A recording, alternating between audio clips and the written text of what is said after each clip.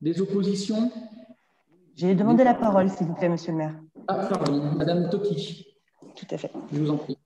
Donc, en fait, chers collègues, pour les 3 dossiers à venir, il nous est proposé d'accorder la garantie de la ville pour 3 emprunts contractés par des bailleurs sociaux en vue de réhabiliter ou acquérir des bâtiments à vocation sociale.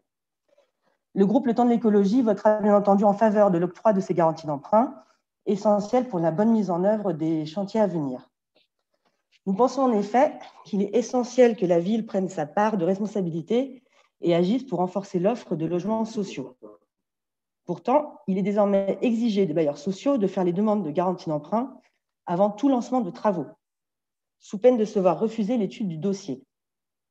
Nous convenons que l'octroi d'une garantie d'emprunt est un acte engageant pour la collectivité et qu'elles ne doivent pas être attribuées à l'aveuglette. Néanmoins, nous aimerions comprendre ce qui a justifié la rupture unilatérale d'une procédure quasi automatique de la garantie d'emprunt de la ville jusque-là en usage. Vous comprendrez que cette nouvelle exigence puisse être mal vécue par les partenaires de la construction du logement social, puisqu'ils n'ont pas été avertis en amont. En effet, nous nous devons de prendre en compte le calendrier opérationnel des bailleurs sociaux. Le moment le plus opportun pour solliciter un emprunt, c'est le moment où le prix de revient est le plus proche de la réalité. C'est le moment où les diagnostics et études ont pu être engagés, les devis réalisés, les entreprises prestataires sélectionnées. Or, ces éléments ne peuvent être obtenus qu'après l'engagement de certains sondages ou travaux. Nous comprenons les motivations de nos services municipaux qui attendent plus de rigueur de la part des demandeurs de garantie d'emprunt.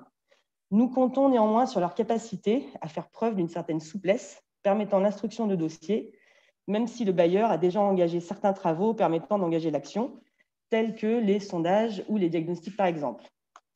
Sans cela, les demandes d'emprunt pourraient manquer de précision et les projets risqueraient d'être en sous-financement, obligeant les bailleurs à effectuer des demandes de prêts complémentaires en cours d'opération, ce qui compliquerait grandement la bonne marche de ces opérations essentielles. Ou pire encore, les projets pourraient s'avérer en surfinancement, ce qui est, et pour cause, parfaitement interdit.